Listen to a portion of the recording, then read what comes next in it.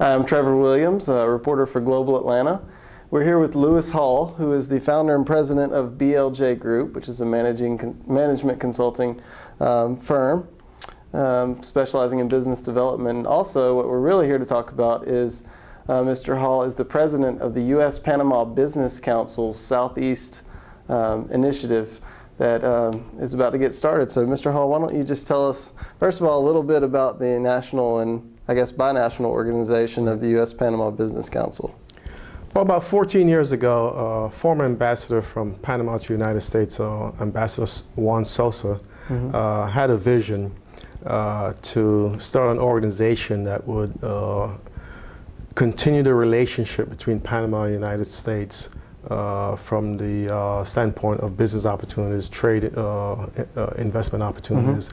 And out of that initiative, he started the United States Panama Business Council, based out of Washington, D.C. And then after that, he started the Panama chapter of the United States Panama Business Council. And it has grown to the point where about 2 years ago, we were at a breakfast meeting with the Vice President of Panama when he announced that he wanted to launch the Southeast and Southwest chapters of the United States Panama Business Council. And he wanted the headquarters for the Southeast to be in Atlanta, Georgia. And I just happened to be there. And I also was talking about the lack of awareness in the Southeast, more specifically in Atlanta, about Panama. A lot of folks only know of Panama from the history of the canal, but they don't know about the new Panama. So at that particular breakfast session, he asked me to spearhead the creation of the Southeast chapter, made up of 6 states: South Carolina, Georgia, Tennessee, Mississippi, Alabama, and Florida. And so that was about 2 years ago. And we have been working to put the pieces together, to build the infrastructure, to identify a corporate board structure and a working board structure. And July 15th of this year, which is in about 4 weeks, we'll be launching the inauguration of the Southeast chapter. Well, what are some of the things, you mentioned this to me earlier, but what are some of the factors that have made this particular time the right time to kind of launch this initiative between the Southeast and Panama? I think the number one thing right now was the referendum that was passed by the people of Panama to expand the Panama Canal. That really pummeled the organization to a much higher level, and also Panama to the point where the rippling effect of the expansion project began. For example, the Port of Savannah, all the various ports now have to look in terms of Panama being able to handle the larger vessels. So they also have to start dredging and expanding their ports to handle the big ships to go through the new canal. So all of a sudden it's become a priority for these ports. Absolutely, absolutely. And out of that, you create jobs because technology and is a key component of the new initiative. And now the project is scheduled to be completed by 2014. So it's certainly enough time for all the ports and all of the players to get on the in the planning stages to make sure it can be realized in the year 2014.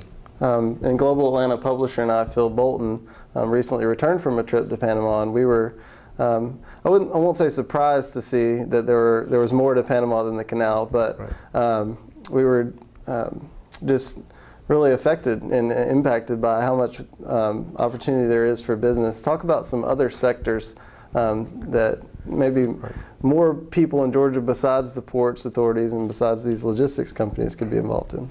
Well, Panama has been dubbed a great place to purchase a second home, a retirement place.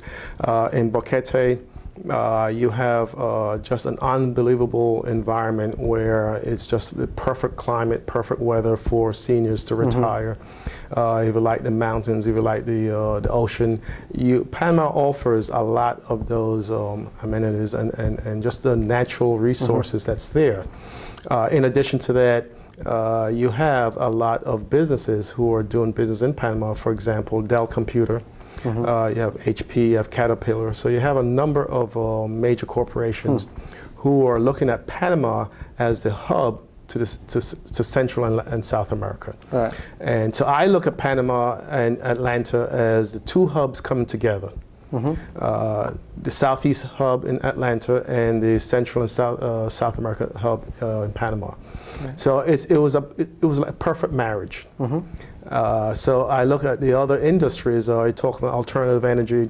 I was in Panama in May of last month, at the same time you were there, and to attend a alternative energy conference, looking at what are some of the plans that must be in place to handle the influx of the growth in terms of real estate and the different businesses that are moving there. So they're taking a very proactive approach to other means of energy in order to take care of the needs of the country and the needs of the people of the country. Okay. So tell me about the launch of the Southeast Council, or the Southeast branch of the U.S. Panama Business Council. What are your goals for that, and how will you do that, and what are your goals for that going forward? Well, on July 15th, we're going to have the inauguration of the Southeast Council here in Atlanta, Georgia, where we're going to have the Minister of Commerce and Industry will be attending the function to officially launch the chapter. And we have identified, based on the bylaws that were created, 21 board members. We call them the working board, and basically what they'll be responsible for is how we can really build the relationship, build the growth that's started, and also look at some of the business opportunities that Panamanians and Americans can really start to engage in. So it's a bilateral type of relationship that we want to build within the two areas. To that end, we have reached out to individuals in each state, not only the ports in various states, but also anyone that has a business interest or a personal interest in that relationship can be part of the organization that we plan to launch next month. And I think we've had a consulate, a Panamanian consulate here in the past in Atlanta, but currently, as far as I understand, that's inactive. Is that something that you would like to see come back? That is one of the things that are high in our list of things we would like to see accomplished, because the Honorary Consulate office was started here in Atlanta, but is now inactive.